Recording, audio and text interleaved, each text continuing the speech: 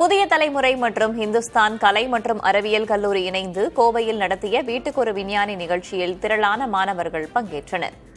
இந்த நிகழ்வினை இந்துஸ்தான் கலை மற்றும் அறிவியல் கல்லூரியின் செயலாளர் TRK சரஸ்வதி, நிர்வாக செயலாளர் டாக்டர் K பிரியா, கல்லூரி முதல்வர் doctor A Ponnusamy, village technology Balaji ஆகியோர் குத்துவிளக்கு ஏற்றி தொடங்கி வைத்தனர்.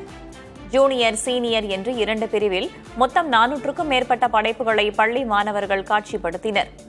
அன்றாட வாழ்க்கையில் பயன்படுத்தும் பொருட்கள் முதல் அதிநவீன தொழில்நுட்பங்கள் வரை வித்தியாசமான படைப்புகளை மாணவர்கள் பார்வைக்கு வைத்தனர்.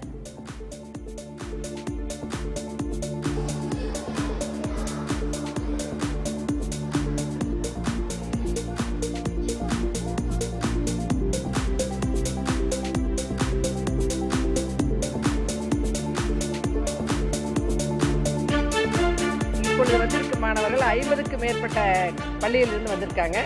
400க்கும் மேற்பட்ட படைப்புகள் இங்கே வந்திருக்கு. ஒவ்வொரு மாணவர்களும் 9th, 10th, 11th சொல்கிறாங்க. அவங்களே நிறைய புது கண்டுபிடிப்புகள் நிறைய பார்த்தேன்.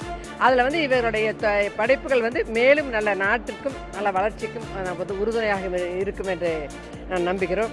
இது ஒரு சிறந்த முயற்சி. ஆக்சுவலி இந்த டிவி சேனலுக்கு என்னுடைய வாழ்த்துக்களை நான் தெரிவித்துக் கொள்கிறேன். ஏன்னா இந்த மாணவர்கள் 6வது படிப்பு 6th ஸ்டாண்டர்ட்லேருந்து 12th ஸ்டாண்டர்ட் படிக்கும் மாணவர்கள் தங்களுடைய புதிய கண்டுபிடிப்புகளை அவங்க கொண்டு இன்றைக்கி மற்றவங்களுக்கெல்லாம் தெரியுங்கிற முறையில் அதை நீங்கள் டிஸ்பிளே பண்ணி எல்லா மாணவர்களுக்கும் அதை அவங்க சிறந்த முறையில் விளக்குறது ஒரு பெரிய அரிய வாய்ப்பு அவங்களுக்கு. புதிய தலைமுறைன்னு 12வது ஆண்டு வீட்டுக்கு ஒரு விஞ்ஞானி ப்ரோக்ராம் பண்ணிட்டு இருக்காங்க.